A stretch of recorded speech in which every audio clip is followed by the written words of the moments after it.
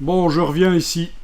Je reviens ici et peut-être que là, j'ai intérêt à enclencher la sélection automatique de calque dans l'outil de déplacement. Pourquoi? Parce que quand je clique sur une ombre, le calque en question va s'activer tout seul, sauf que ça ne marche pas, ça m'a activé la pénombre. Ah ah. Donc, il va falloir que je le fasse manuellement. Donc, mauvaise idée dans ce cas-là. Je décoche la sélection automatique de calque. Je vais voir un peu. Ombre 1, où est-elle? C'est bien celle-là. Ok. Bah, je peux la renommer. Hein. S'il faut. Par rapport à la roue de la voiture. La suivante, elle est là. C'est pas celle-là. C'est celle-là. Ok.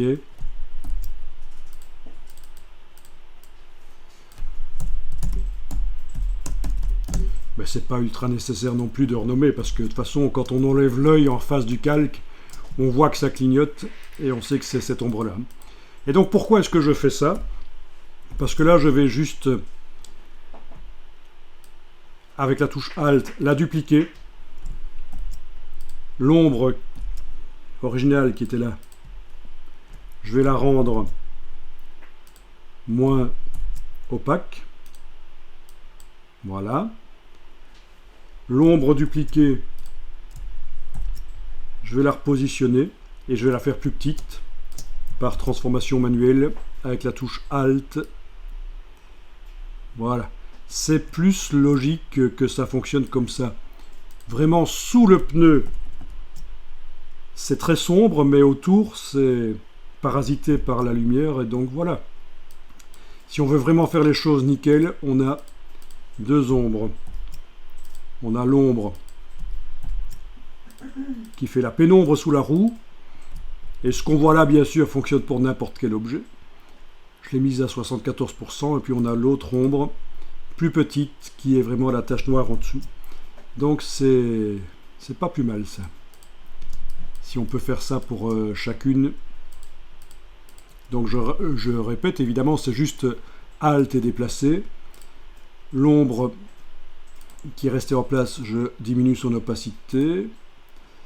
L'ombre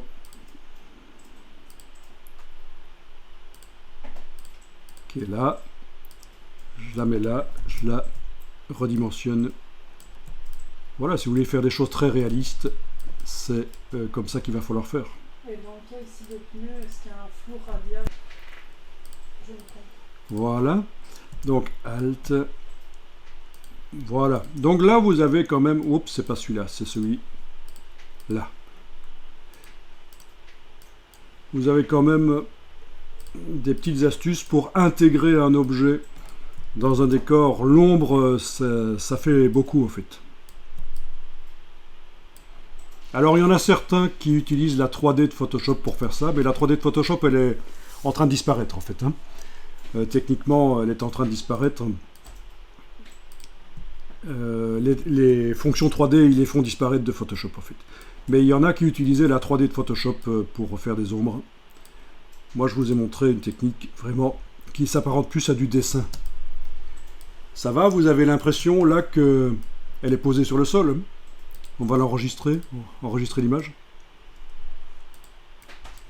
L'esprit est dupé par ces taches, il croit que ce sont des ombres. Donc l'idée, pourquoi c'est des ombres en forme d'ellipse? Parce que c'est en perspective, c'est comme des cercles en perspective sur le sol, c'est des ellipses.